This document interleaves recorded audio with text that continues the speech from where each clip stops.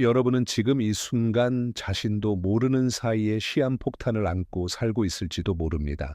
심장내과 전문의 김민준입니다. 제가 지금부터 말씀드릴 이야기는 여러분의 생명을 구할 수 있는 진실입니다.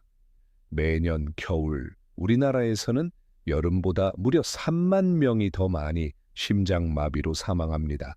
그중 대부분이 아침 6시부터 8시 정도에 발생합니다. 이것이 무엇을 의미하는지 아십니까? 지금 이 영상을 보고 계신 분들 중에서도 내일 아침 이 시간대에 위험에 처할 수 있다는 뜻입니다. 작년 12월 17일 월요일 아침 6시 28분 제 휴대폰에 응급실에서 연락이 왔습니다. 62세 남성이 급성 심근경색으로 실려왔다는 내용이었습니다.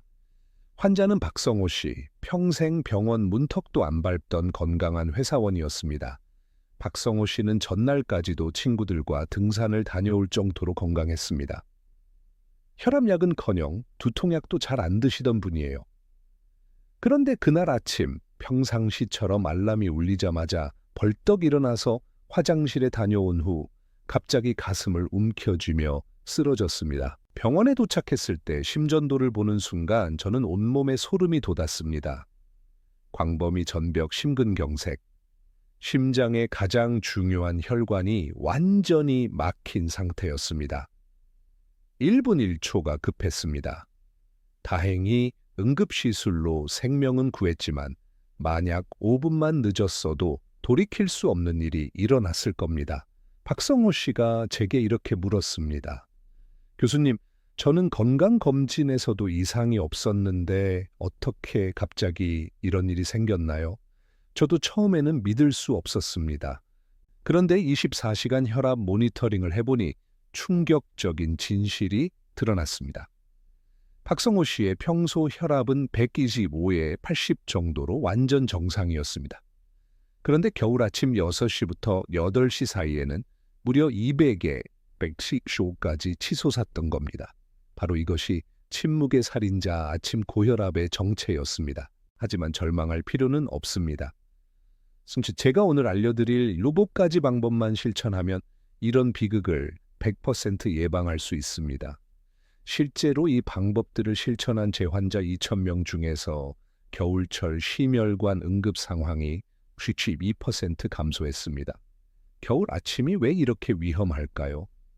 기온이 10도 떨어지면 우리 몸의 말초혈관이 30% 수축합니다.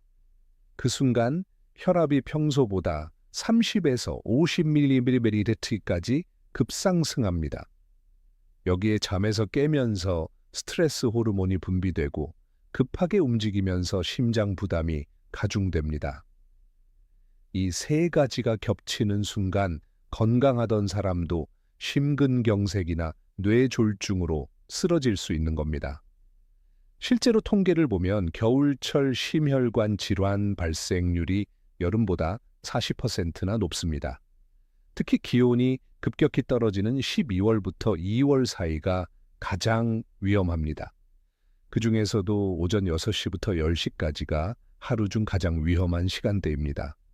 셋째, 가능하다면 혈압을 재서 기록하세요.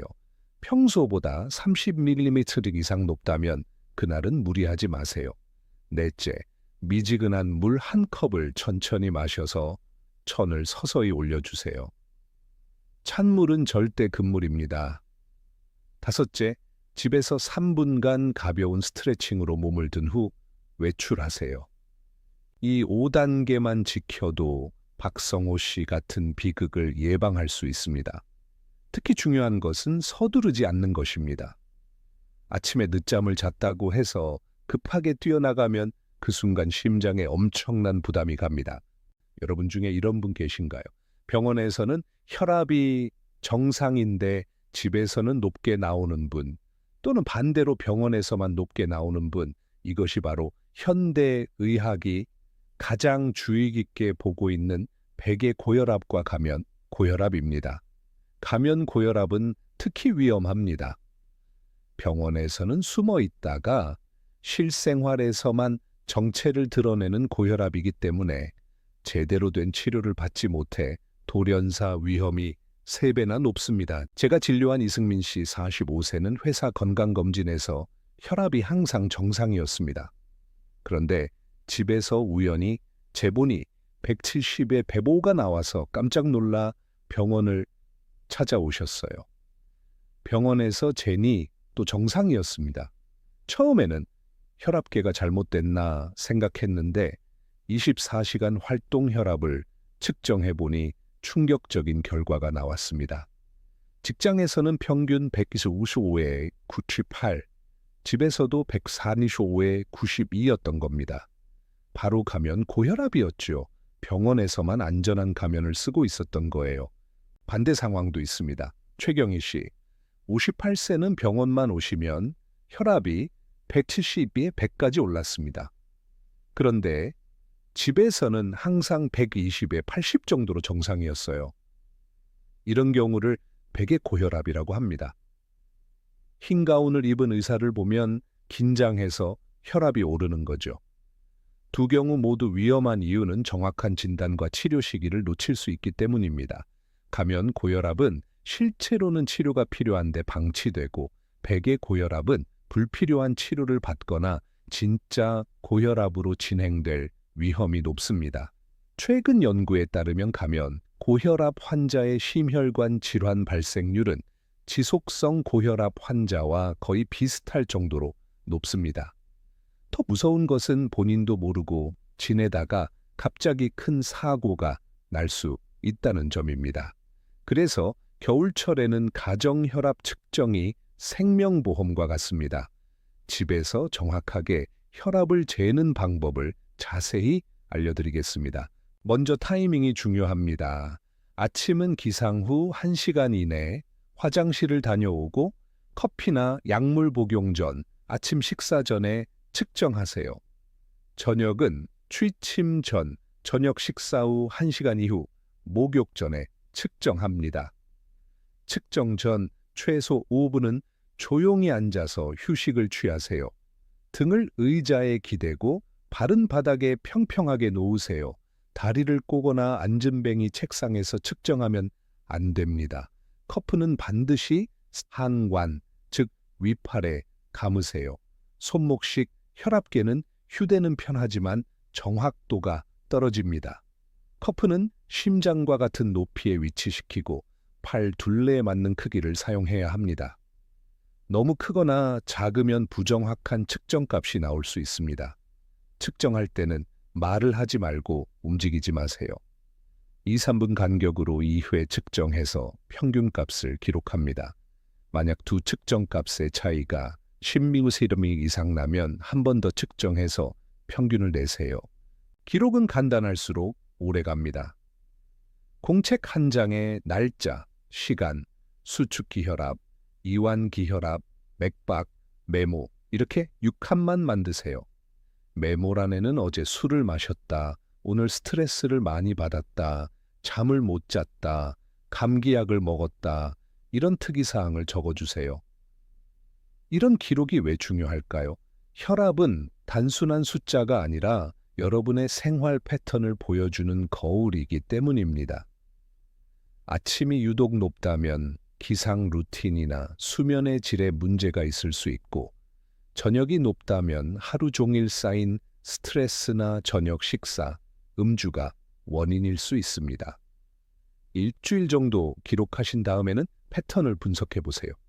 정상 혈압은 가정에서 측정할 때 수축기 130mg 미만, 이왕이 80mg 미만입니다. 병원에서는 140에 90가 기준이지만 가정에서는 좀 더 엄격한 기준을 적용합니다. 특히 주의해서 봐야 할 것은 아침 혈압입니다. 아침 혈압이 135에 85mg 이상이면 아침 고혈압으로 진단하는데, 이는 심뇌혈관 질환의 강력한 위험인자입니다. 박성호 씨처럼 갑작스러운 사고로 이어질 수 있어서 더욱 주의해야 합니다. 혈압 변동성도 중요합니다. 평균 혈압이 정상이어도 혈압이 들쭉날쭉하면 혈관에 좋지 않습니다. 하루 중 혈압 차이가 20mg 이상 나거나 날마다 큰 편차를 보인다면 생활 패턴을 점검해 봐야 합니다. 수축기와 이왕이의 차이를 맥압이라고 하는데 이것도 혈관 건강의 중요한 지표입니다. 맥압이 60mmq 이상이면 동맥경화를 의심해 볼 수 있습니다. 나이가 들수록 동맥이 굳어지면서 맥압이 커지는 경향이 있습니다. 고혈압의 무서움은 바로 합병증에 있습니다. 혈압 자체는 숫자에 불과하지만 그 결과로 나타나는 장기 손상은 여러분의 인생을 완전히 바꿀 수 있습니다. 겨울철에 특히 주의해야 할 4개 장기의 경고 신호를 놓치지 마세요. 첫 번째는 심장입니다. 고혈압은 심장에 가장 직접적인 영향을 미칩니다. 혈압이 높으면 심장이 더 세게 펌프질을 해야 하고 시간이 지나면서 심장 근육이 두꺼워지고 딱딱해집니다. 이를 좌심실비대라고 하는데 이 상태에서 갑작스러운 혈압 상승이 일어나면 심근경색이 발생할 수 있습니다. 심장 관련 경고 신호는 이렇습니다. 추운 날 빨리 걷거나 계단을 오를 때 가슴 중앙이 조이거나 누르는 듯한 통증이 생기고 이 통증이 왼쪽 어깨나 팔, 턱 등으로 번지면서 식은땀과 숨참이 동반되면 협심증을 의심해야 합니다. 이런 증상이 5분 이상 지속되거나 휴식으로도 좋아지지 않으면 즉시 119에 신고하세요. 여성의 경우 전형적인 가슴 통증보다는 소화불량, 극심한 피로감, 어깨 결림으로 나타나는 경우가 많습니다. 평소와 다른 심한 증상이 갑자기 나타나면 주저하지 말고 병원에 가세요. 실제로 제가 진료한 김동수 씨 64세는 겨울 아침 지하철역 계단을 올라가다가 가슴이 아파서 잠깐 쉬었는데 괜찮아져서 그냥 넘어갔다고 했습니다. 하지만 이런 증상이 일주일에 2-3번 반복되더니 결국 급성 심근경색으로 응급실에 오셨어요. 다행히 골든타임 내에 치료받아서 생명은 구했지만 처음 증상이 나타났을 때 병원에 왔다면 더 좋은 결과를 얻을 수 있었을 겁니다. 두 번째는 뇌입니다. 뇌혈관은 매우 섬세해서 혈압의 영향을 직접적으로 받습니다. 고혈압이 지속되면 뇌혈관이 손상되고 작은 뇌경색들이 반복되면서 혈관성 치매가 생길 수 있습니다. 더 무서운 것은 갑작스러운 혈압 상승으로 뇌혈관이 터지는 뇌출혈입니다. 뇌혈관 질환의 경고 신호를 FEST 법칙으로 기억하세요. F는 face, 얼굴이 한쪽으로 마비되는지 확인하세요. 웃어보라고 했을 때 입꼬리가 한쪽만 올라가거나 침이 흐르면 위험합니다. A는 arm, 양팔을 들어 올려서 한쪽 팔이 떨어지는지 보세요. S는 speech, 말이 어눌해지거나 이상한 소리가 나는지 확인하세요. T는 time, 이런 증상이 하나라도 있으면 시간을 재지 말고 즉시 119에 신고하세요. 중요한 것은 이런 증상이 잠깐 나타났다가 사라져도 절대 안심하면 안 된다는 점입니다. 이를 일과성 허혈 발작이라고 하는데 큰 뇌졸중의 전조 증상일 수 있습니다. 제가 진료한 박영숙 씨 69세는 어느 겨울날 아침 갑자기 오른쪽 팔에 힘이 빠져서 컵을 떨어뜨렸는데 10분 후에 괜찮아져서 그냥 넘어가셨다고 했습니다. 하지만 3일 후 대형 뇌경색으로 응급실에 오셨어요. 처음 증상이 나타났을 때 바로 병원에 왔다면 큰 뇌졸중을 예방할 수 있었을 텐데요. 세 번째는 신장입니다. 신장은 우리 몸의 정수기 역할을 하는 기관으로 수많은 미세한 혈관으로 이루어져 있어서 고혈압의 영향을 가장 민감하게 받습니다. 문제는 신장 기능이 50% 이상 떨어져야 뚜렷한 증상이 나타난다는 점입니다. 신장 관련 경고 신호는 이렇습니다. 아침에 유독 얼굴이나 발목이 붓고 밤중에 소변을 보러 자주 일어나며 평소보다 소변에 거품이 많이 생긴다면 신장 기능에 문제가 생겼을 가능성이 있습니다. 또한 소변색이 진해지거나 혈뇨가 나타날 수도 있습니다. 고혈압과 신장 질환은 악순환의 관계입니다. 고혈압이 신장을 손상시키고 신장 기능이 떨어지면 다시 혈압이 올라갑니다. 따라서 고혈압 환자는 정기적으로 소변검사와 혈액검사로 신장 기능을 확인해야 합니다. 네 번째는 대동맥입니다. 대동맥은 심장에서 나오는 가장 큰 혈관으로 고혈압으로 인해 혈관벽이 약해지면 대동맥 박리나 파열이 발생할 수 있습니다. 이는 몇 분 내에 생명을 잃을 수 있는 매우 위험한 상황입니다. 대동맥 응급 상황의 신호는 매우 특징적입니다. 등 뒤로 번개처럼 내리꽂히는 극심한 통증과 함께 식은땀, 메스꺼움, 얼굴이 창백해지는 증상이 나타납니다. 일반적인 협심증은 앞가슴이 아프지만 대동맥 문제는 등 뒤가 찢어질 듯 아픕니다. 이런 증상이 나타나면 지체하지 말고 119에 신고하세요. 대동맥 박리는 시간과의 싸움입니다.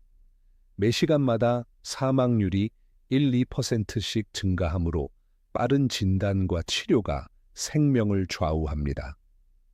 이 네 가지 경고 신호를 잘 기억해 두시고 해당 증상이 나타나면 주저하지 마시고 즉시 병원을 찾으시기 바랍니다. 특히 겨울철에는 이런 응급 상황이 더 자주 발생하므로 평상시에도 주의 깊게 몸의 변화를 관찰하셔야 합니다. 혈압약보다 강력한 치료법이 있습니다. 바로 여러분의 식탁입니다. 제가 15년간 고혈압 환자들을 치료해 오면서 깨달은 것은 약물 치료와 식이요법을 병행했을 때 치료 효과가 3배 이상 좋아진다는 사실입니다. 한국인의 하루 나트륨 섭취량은 세계보건기구 권장량인 2000mg분의 2배가 넘는 4000mg에 달합니다. 이 중 80%가 국물 음식에서 나옵니다. 겨울에는 뜨끈한 국물이 더욱 당기죠. 하지만 이런 음식들이 여러분의 혈압을 서서히 올리고 있다는 사실을 아셔야 합니다. 실제 김미정 씨 62세 주부는 혈압약을 먹어도 계속 140에 90 이상이었는데 국물 섭취량만 절반으로 줄였더니 한 달 만에 125에 80으로 떨어졌습니다. 약의 용량을 늘리지 않고도 목표 혈압에 도달한 사례가 있습니다. 나트륨이 혈압을 올리는 원리를 설명드리겠습니다. 나트륨을 많이 섭취하면 혈액 속 나트륨 농도가 높아지고 우리 몸은 이를 희석하기 위해 수분을 혈관 안으로 끌어들입니다. 그 결과 혈액량이 증가하고 혈압이 올라가는 거죠. 또한 나트륨은 혈관벽을 자극해서 혈관을 수축시키기도 합니다. 오늘부터 이렇게 바꿔보세요. 첫 번째, 국물은 건더기 위주로 먹고 국물 자체는 최대한 적게 드세요. 라면이나 칼국수를 드실 때는 국물을 절반 이상 남기세요. 처음에는 맛없다고 느끼실 수 있지만 우리 혀는 2주면 새로운 맛에 적응합니다. 두 번째는 가공식품을 살 때 반드시 영양성분표를 확인하는 것입니다. 나트륨 함량을 비교해서 구매하세요. 같은 종류의 제품이라도 브랜드에 따라 나트륨 함량이 2배 이상 차이 나는 경우가 많습니다. 김치, 젓갈, 장아찌 같은 전통 발효식품도 좋지만 양을 조절하세요. 세 번째는 외식할 때의 요령입니다. 음식을 주문할 때 국물을 적게 해달라고 하거나 양념을 따로 달라고 하세요. 대부분의 식당에서는 이런 요청을 받아줍니다. 찌개류를 드실 때는 밥을 국물에 말아 먹지 마시고 따로 드세요. 네 번째는 단백질 섭취를 줄이지 마세요. 나이가 들수록 근육량이 줄어드는데 단백질을 제한하면 근감소가 더 빨라집니다. 근육이 줄어들면 활동량이 감소하고 이것이 다시 혈압을 올리는 악순환이 시작됩니다. 다만 조리법을 바꾸세요. 튀기거나 볶는 것보다는 굽거나 찜으로 조리하고 기름기는 제거해서 드세요. 5번째는 칼륨이 풍부한 음식을 늘리는 것입니다. 칼륨은 나트륨을 몸 밖으로 배출시켜주는 역할을 합니다. 바나나, 오렌지, 토마토, 시금치, 감자 등이 대표적입니다. 하루 3.5mg 정도 섭취하는 것이 좋습니다. 하지만 만성신질환이 있거나 특정 혈압약을 복용하시는 분들은 칼륨 제한이 필요할 수 있으니 담당의와 상의하세요. 6번째는 식사 타이밍입니다. 늦은 저녁이나 야식은 다음날 아침 혈압을 크게 올립니다. 저녁 식사는 취침 3시간 전에 마무리하는 것을 목표로 하세요. 밤늦게 드시면 소화를 위해 혈액순환이 활발해지고 수면의 질도 떨어져서 다음날 혈압에 악영향을 줍니다. 구체적인 하루 식단 예시를 들어보겠습니다. 아침은 달걀 2개 또는 두부 반모, 방울토마토 6개, 현미밥 반 공기 정도. 점심은 생선구이와 나물 반찬 3가지 정도, 된장국은 건더기만 건져서 드세요. 저녁은 두부나 닭가슴살 구이에 채소 위주의 반찬, 잡곡밥 반 공기. 간식으로는 무염 견과류나 과일을 소량 드시면 됩니다. 이런 식단이 맛없고 지루하다고 생각하실 수 있지만 맛있게 먹을 수 있는 방법이 있습니다. 소금 대신 레몬즙, 식초, 허브, 마늘, 양파 등 천연 조미료를 활용하세요. 고추, 후추, 카레가루 같은 향신료도 나트륨 없이 맛을 낼 수 있는 좋은 재료입니다. 음주에 대해서도 말씀드리겠습니다. 적당한 음주는 혈압을 일시적으로 낮추지만 과도한 음주는 혈압을 올립니다. 남성은 하루 소주 2잔, 맥주 1캔, 여성은 그 절반 정도로 제한하세요. 매일 마시지 마시고 일주일에 2, 3일은 금주하는 것이 좋습니다. 중요한 것은 완벽하게 하려고 하지 마시고 조금씩 단계적으로 바꿔나가는 것입니다. 일주일에 국물 음식을 5번 먹었다면 3번으로, 3번이면 1번으로 줄여가세요. 급격한 변화는 오히려 스트레스가 되어 혈압에 좋지 않습니다. 많은 분들이 겨울이 되면 운동을 중단합니다. 춥다는 이유로, 날씨가 안 좋다는 이유로 운동량이 급격히 줄어들죠. 하지만 이것이 바로 겨울철 혈압이 오르는 가장 큰 이유 중 하나입니다. 운동을 중단하면 2주 만에 심폐기능이 떨어지기 시작하고 한 달이면 근력도 현저히 감소합니다. 이렇게 되면 같은 활동을 해도 심장에 더 큰 부담이 가고 결과적으로 혈압이 올라갑니다. 또한 운동 부족은 체중 증가, 스트레스 증가, 수면의 질 저하로 이어져서 혈압 상승의 악순환을 만듭니다. 하지만 겨울 운동에는 함정이 있습니다. 갑자기 추운 곳에서 운동하면 혈관이 급격히 수축하면서 혈압이 급상승할 수 있습니다. 특히 고혈압이 있는 분들에게는 매우 위험할 수 있어요. 겨울 운동의 황금 법칙은 실내에서 충분히 몸을 든 후 외출하는 것입니다. 구체적인 5단계 방법을 알려드리겠습니다. 첫째, 외출 전 집에서 10분 정도 가벼운 스트레칭으로 천을 1, 2도 올리세요. 둘째, 얇은 옷을 여러 겹 입어 천 조절이 가능하도록 하세요.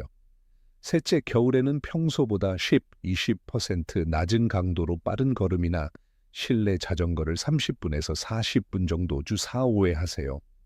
넷째, 한파나 미세먼지가 심한 날은 아파트 계단 오르기, 탄력밴드 운동으로 대체하세요. 다섯째, 운동 전 수축기 혈압이 180mm 이상이면 운동을 피하고 운동 중 어지러움이나 가슴 답답함이 있으면 즉시 중단하세요. 66세 이현수 씨는 겨울 운동 중단으로 혈압이 130에 80에서 150에 95로 올랐지만 실내 계단 운동과 탄력밴드 운동을 한 달 후 132에 82로 개선됐습니다. 운동 후에는 급격히 찬 곳으로 가지 말고 9분에서 10분 정도 정리 운동을 하세요. 근력 운동 시에는 무거운 중량보다 가벼운 중량으로 많은 반복을 하고 절대 숨을 참지 마세요. 혈압약에 대한 오해가 참 많습니다. 한번 먹기 시작하면은 평생 먹어야 한다, 부작용이 많다, 중독성이 있다, 이런 잘못된 정보들 때문에 치료 시기를 놓치는 분들이 많습니다. 15년간 고혈압 환자들을 치료해 오면서 제가 가장 안타까웠던 환자는 조민석 씨라는 48세 자영업자였습니다. 5년 전 건강검진에서 고혈압 진단을 받고도 약 먹기를 거부하셨어요. 젊으니까 괜찮을 거라고 운동으로 조절할 수 있다라고 하시더군요. 물론 생활 습관 개선은 중요합니다. 하지만 혈압이 190, 100 이상인 상태에서 약물 치료 없이 생활 습관만으로 조절하려다가 결국 뇌경색으로 쓰러지셨습니다. 지금도 왼쪽 팔다리에 마비가 남아 있습니다. 약물 치료를 일찍 시작했다면 충분히 예방할 수 있었던 비극이었죠. 혈압약의 진실을 말씀드리겠습니다. 첫째, 혈압약은 중독성이 없고 평생 먹는 이유는 고혈압이 만성 질환이기 때문입니다. 둘째, 현재 사용되는 혈압약들의 부작용은 매우 적고 관리 가능합니다. 셋째, 약물과 생활 습관 개선을 병행할 때 치료 효과가 가장 좋습니다. 주요 혈압약 종류는 ACE 억제제와 ARB는 혈관을 확장시키고 심장과 신장을 보호하며 칼슘 채널 차단제는 혈관 근육을 이완시킵니다. 이뇨제는 수분과 나트륨을 빼내고 베타 차단제는 심장 박동수를 줄여 혈압을 조절합니다. 대부분의 혈압약은 아침에 복용하는 것이 좋습니다. 주의사항은 임의로 중단하지 말 것, 다른 약물과의 상호작용 주의, 그레이프후르트 주스 피하기, 정기적인 혈액 검사 받기입니다. 가장 흔한 부작용은 ACE 억제제의 마른 기침으로 ARB로 바꾸면 해결되고 칼슘 채널 차단제의 발목 부종은 이뇨제 병용으로 개선됩니다. 부작용이 있어도 함부로 중단하지 말고 담당 의와 상의하세요. 드리겠습니다. 골든타임을 놓치지 않는 것이 생명을 구할 수 있습니다. 먼저 급성 심근경색의 증상을 정확히 알아두세요.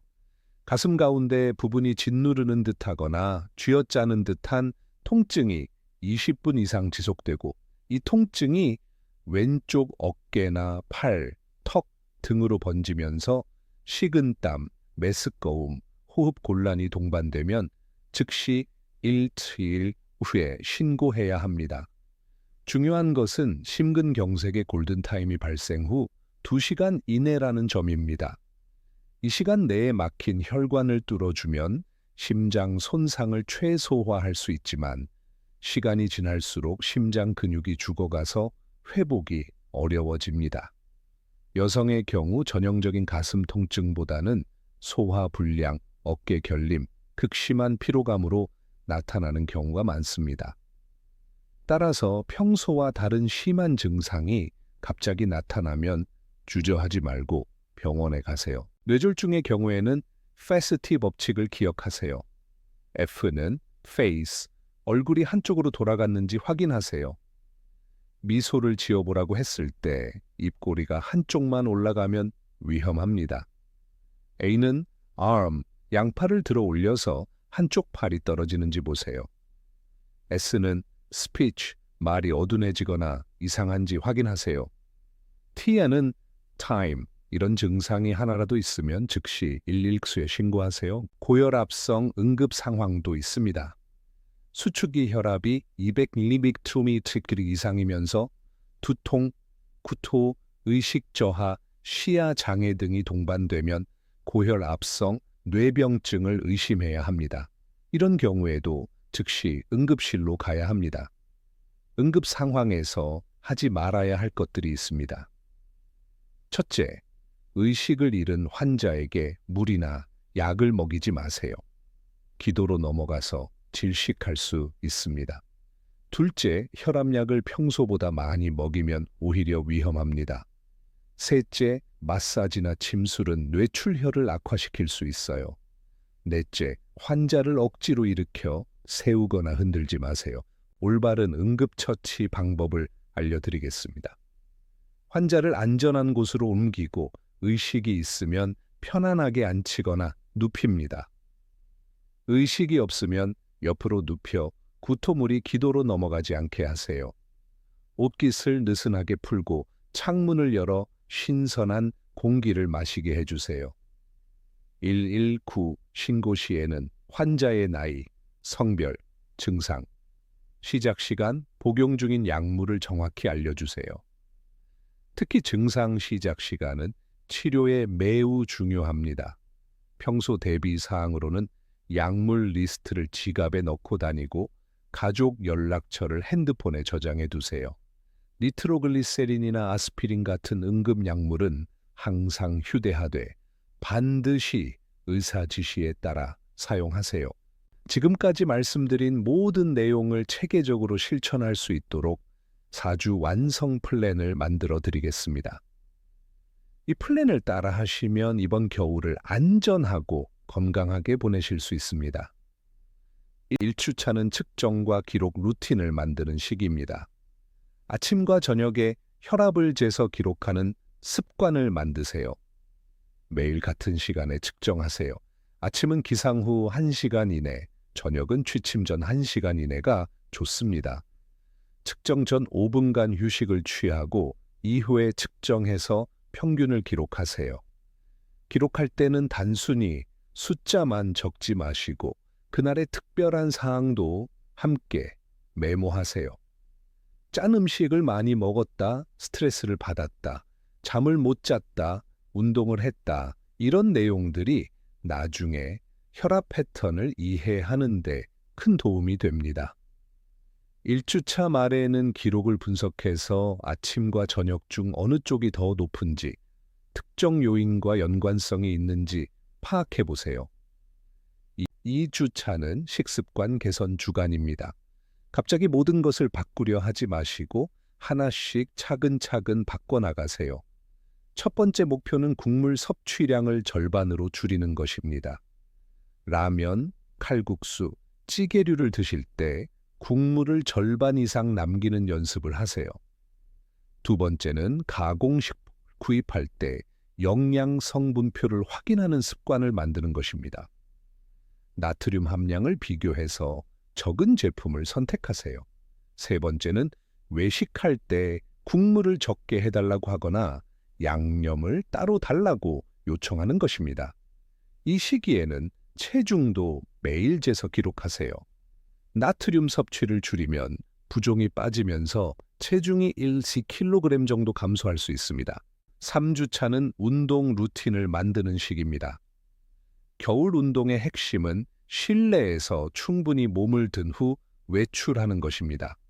매일 아침 기상 후 5-10분간 실내에서 가벼운 스트레칭을 하세요. 목 돌리기, 팔 돌리기, 무릎 올리기 등 간단한 동작들로 구성하면 됩니다.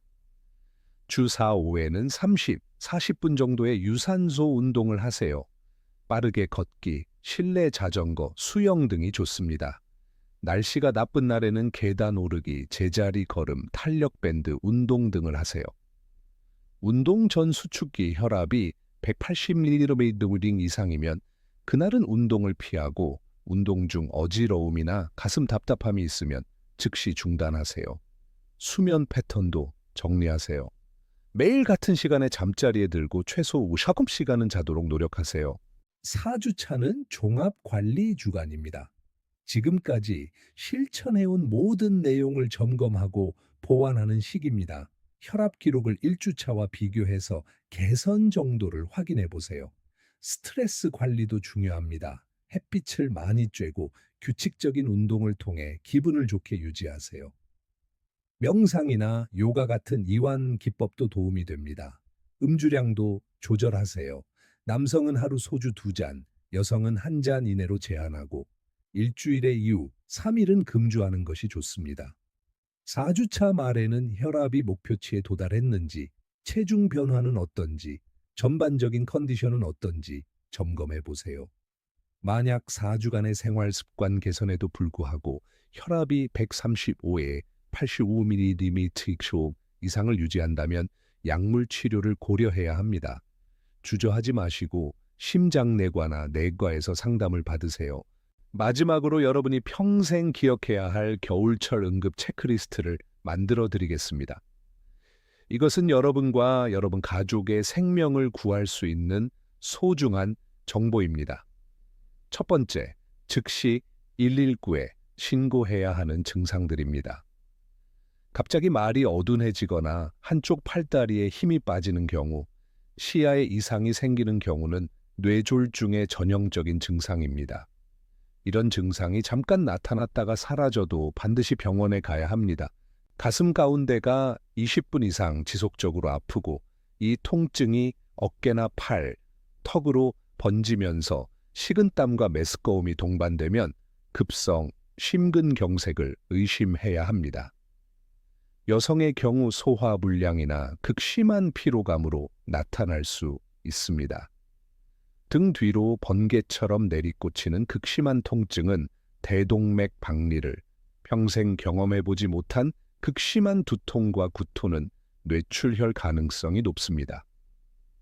응급처치 방법으로는 의식이 있는 환자는 편안한 자세로 앉히거나 눕히고, 의식이 없으면 옆으로 눕혀서 기도를 확보하세요. 옷깃을 풀어주고 신선한 공기를 제공하세요. 절대 하지 말아야 할 것은 의식을 잃은 환자에게 물이나 약을 먹이거나 마사지나 침수를 하거나 억지로 일으켜 세우는 것입니다. 이제 실제 성공 사례를 들려드리겠습니다. 첫 번째는 김정호 씨라는 58세 택시 기사분으로 혈압이 180에 112에서 좌심실비대까지 진행된 상태였습니다. 운전 중 목과 어깨 스트레칭, 차량 내 물병 비치, 김밥이나 라면 대신 삶은 계란과 견과류로 식사를 바꾼 결과 1년 후 130에 80까지 개선되고 좌심실비대도 호전됐습니다. 두 번째는 박영희 씨라는 유스기보 5세 주부분으로 폐경 후 체중 증가로 혈압이 160에 95까지 올랐습니다. 무릎 관절 문제로 아쿠아로빅을 권한 결과 1년간 8kg 감량과 함께 혈압이 125에 80으로 정상화되고 혈압약 용량도 절반으로 줄였습니다. 세 번째는 이상훈 씨라는 45세 직장인으로 극심한 업무 스트레스와 야근, 회식이 문제였습니다. 점심시간 15분 명상, 퇴근 후 헬스장 운동, 음주량 감소와 야식 중단으로 8개월 후 135에 85로 개선되고 10kg 감량에 성공했습니다.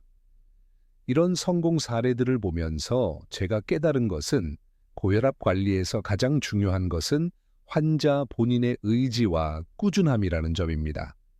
완벽하지 않아도 괜찮고 때로는 실수할 수도 있지만 포기하지 않고 다시 시작하는 것이 중요합니다. 25년간 심장내과 전문의로 일하면서 저는 수많은 환자들과 함께 고혈압과의 긴 여정을 걸어왔습니다. 그 과정에서 가장 보람을 느꼈던 순간들은 환자분들이 건강을 되찾아가는 모습을 지켜볼 때였습니다. 고혈압은 분명 무서운 질환이지만 동시에 충분히 예방하고 관리할 수 있는 질환이기도 합니다. 오늘 제가 말씀드린 모든 내용들이 복잡하게 느껴질 수도 있지만 한꺼번에 다 하려고 하지 마세요. 오늘은 혈압 재기, 내일은 국물 줄이기, 모레는 10분 걷기, 이런 식으로 하나씩 천천히 시작하세요. 가장 중요한 것은 지속성입니다. 하루 이틀 잘한다고 혈압이 좋아지지 않지만 꾸준히 관리한다면 분명히 건강한 노년을 맞이할 수 있습니다. 내일 아침부터 5분 일찍 일어나서 천천히 기상하는 것부터 시작하세요. 작은 변화가 여러분의 인생을 바꿀 것입니다. 여러분의 건강한 겨울, 건강한 미래를 진심으로 응원합니다. 건강하세요.